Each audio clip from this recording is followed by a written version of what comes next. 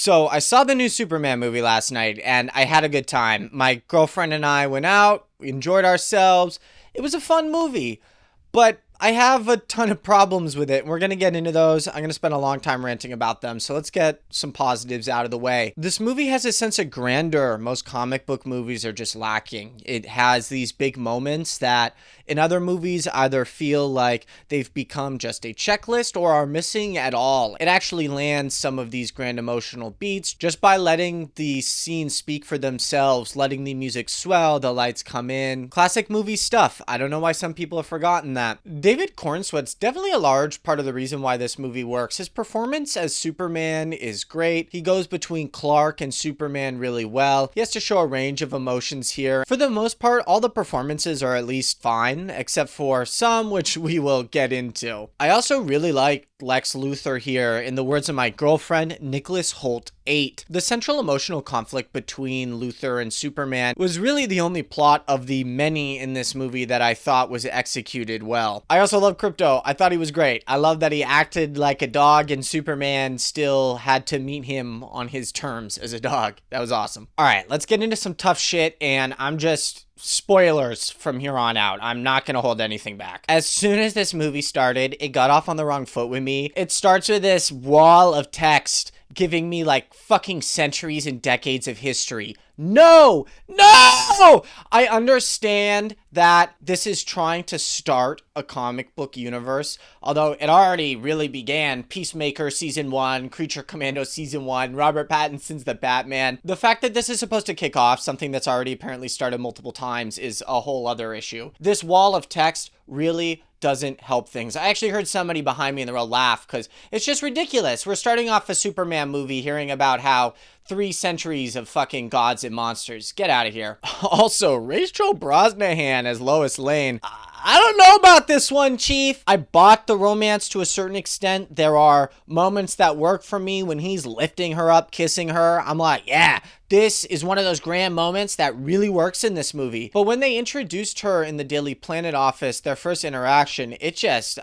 the way they talked to each other, I was like, what the hell is this? Her ethics as a journalist are so confusing to me because she's literally sleeping with Superman and also setting up Clark like a jerk for that interview in the beginning. I'm like, are you supposed to be a bad journalist or a bad girlfriend? I don't know what, but I don't like you. My girlfriend also hated the way they styled her and said she didn't buy the romance at all. She was like, she was weird and I didn't buy that. She thought it was gross every time they kissed. Now, we've talked about the 3 characters that exist in this movie. There are other characters outside of Superman, Lois, and Lex, but they are wickedly superfluous. They could be replaced by anyone. Only chess pieces on a board being moved around to push the plot. Let's talk about the rest of the Daily Planet for a second. They're there. Skylar Gisondo as Jimmy Olsen is really interesting. Now, on one hand, because I hate how whitewashed Hollywood has become, there is just no edge to anything anymore. I do appreciate that James Gunn is one of the last writers in Hollywood left, unashamed to say, I hate women and I also really am attracted to bouncy, tall, blonde women. It is so obvious if you look at any of his movies, his shows. Look at the picture of him with his wife that I'm going to put up on the screen. Like, this is his type of woman. It's all over this movie. And in Jimmy Olsen, you see this disgusting self-insert character where the movie objectively plays the things that Jimmy Olsen does as dickish, but it obviously takes his side against what is just the dumbest woman you've seen in a movie in possibly years. That left a bad taste in my mouth. I'm like, wow, you are an actual misogynist, James Gunn. But, you know, like I said, in a twisted way, I appreciate that he's apparently the last open misogynist left in Hollywood. At least somebody will admit it. And the Justice Gang, they were so confused and underdeveloped. Now, underdeveloped is the key theme of my problems with this movie. It feels just like there are so many pieces and nothing gets enough time. Guy Gardner is really funny as comic relief, but basically has nothing to do in this story whatsoever. He's just there to crack jokes. And there are too many characters like that. Jimmy Olsen and his whole thing is pushing the plot forward in really serious ways, but ultimately serves as comic relief like Guy does. Hawk Girl has nothing to do here whatsoever. Her actress is terrible. Every time Hawk Girl opened her mouth, I was like, this is the best take you got. And then they give her one of the big kills at the end, which makes no sense. She has nothing to do with that plot line. She has no emotional stake in it. Why is she even here? Mr. Terrific is the one of them who actually gets to have a role in the plot, and he's fine, but he could have been replaced by anybody. He's still ultimately just like a box that was checked. And I was not into his big action scene in the middle. When I heard that music start in the background, I'm like, oh shit, this is gonna be another one of those action scenes that James Gunn himself popularized with Guardians of the Galaxy, where they play a song that you wouldn't typically play over an action scene, and it's gonna be really cool, except it's played out and it wasn't fucking cool here. And I could also barely even tell what was going on in that fight. I hated the way it was shot. The way that Justice Gang was introduced was so confusing too. I understand comics, okay? I know who these characters are, but when they were introduced, I'm thinking, okay, these seem like corrupt corporate heroes. They come across as assholes. They have methods that Superman is disgusted by. But then the next time Lois talks to Guy, he's like, oh, Clark Kent, we're best friends, which makes me believe he's not joking. Otherwise, how would he know that Superman is Clark? But they were introduced like they were villains. Am I stupid? Was I missing something? I got whiplash going from this intro where they were really skeezy to, actually, they're both of the cape and best friends. Felt like reshoot nonsense. Speaking of reshoot nonsense, the end of the second act, when they get out of there and Mr. Terrific just starts explaining that, oh, I'm gonna go, bye, have fun with my ship. And it's explained all in voiceover. He's nowhere to be seen. And then it cuts to what is surely a completely CGI shot of Metamorpho just like going back into the darkness. My girlfriend actually laughed. That scene just reeks of reshoots. I don't know what is going on there. And if not reshoots, it's this sense of you have no idea how to get from point A to point B. You know that we need to go from this beach to Smallville and we need to get rid of Mr. Terrific and Metamorpho, but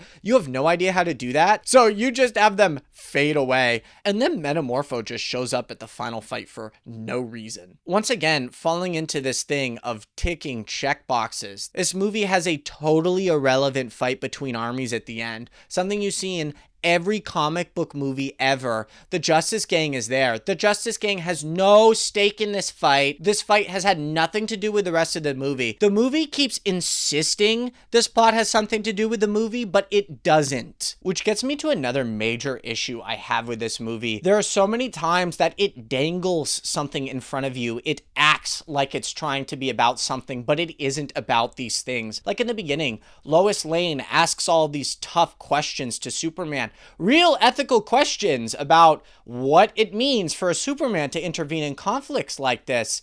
But the movie doesn't take these questions seriously.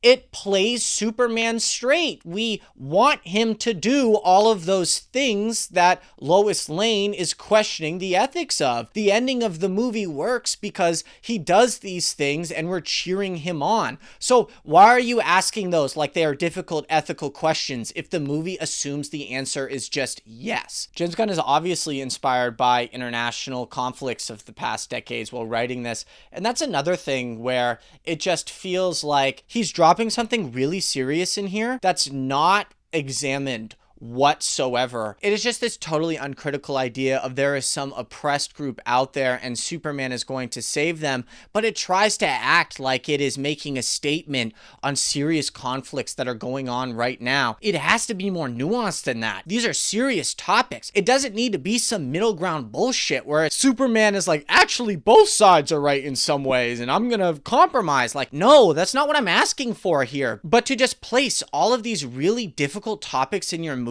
and act like you, James Gunn, have the fucking answer to the world's problems is insane.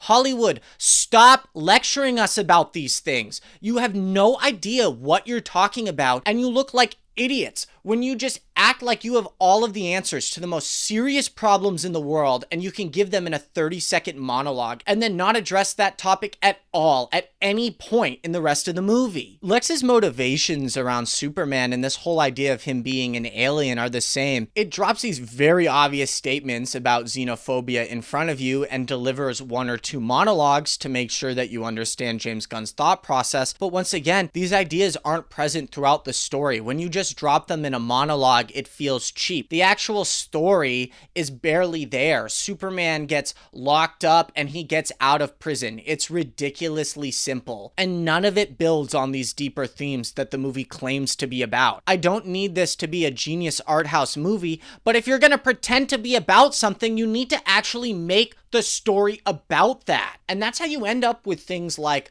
the Justice Gang who doesn't matter, fighting in this conflict between armies who don't matter, and Hawkgirl kills a villain that she has no connection to, and we're supposed to act like it's a big moment, even though it's not a part of anybody's arc. Can I also say that Lex Luthor's plan is kind of dumb as fuck? First of all, I get that he has a ton of cameras, so he has redundancies, but that's it? You need these cameras? This is absurd. Superman can react so much faster than Lex Luthor can call out fucking chess moves from across the planet and have it transmitted, okay? I know I sound like I'm just nitpicking at this point, but there is no way that Superman would struggle in this fight. For the time it takes for Lex to say one of his stupid A1 moves, Superman would rip that guy to shreds. Here's another problem. Why are we doing Black Noir? Why? It is Black Noir. Come on. Is this studio mandated? Is James Gunn think he's doing an homage? It's not an homage at this level. It's literally just a ripoff. Other random weird nitpicks.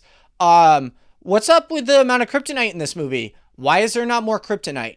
How does Lex Luthor know that Superman is allergic to kryptonite, but his only source of it is Metamorpho? That makes no sense to me. Did you just ask this guy to randomly turn into everything until you found it? Absolutely not. Where's the other source of kryptonite? Also, you seriously forgot Krypto existed? Come on. Come on!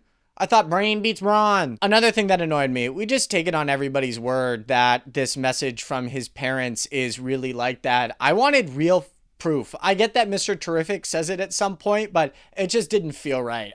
I'm like, give me real proof that that message says that. And at the end, like all other comic book movies, it devolves into this bullshit where this world-ending thing that doesn't matter comes out of nowhere, and these armies you don't care about are fighting each other, and it's just the same as every comic book movie ever when it's wrapping up. I really enjoy comic book movies, so I think it nailed a lot of aspects of the comic book movie and I was entertained, but I want to get those negative thoughts out there because this movie has a lot of issues with it and a lot of people are being really easy on this movie because they want it to succeed for good reasons, but it's got a ton of issues and we need to be honest about that. So those are my thoughts on Superman. I hope that you enjoyed these thoughts. If you agree, let me know in the comments. If you disagree, let me know in the comments. Leave a like. Please subscribe to this channel if you want more reviews. If you want video essays, more serious analysis of movies, I do that too. If you want to know what my favorite movies are, check out that video. I go through my favorite modern movies, and there are some great recommendations in there you definitely haven't seen. Well, what did you think about Superman? Let me know in the comments. Now, the crazy thing is, I think this was a hell of a lot better than Fantastic Four is going to be. Have fun in the movies, guys.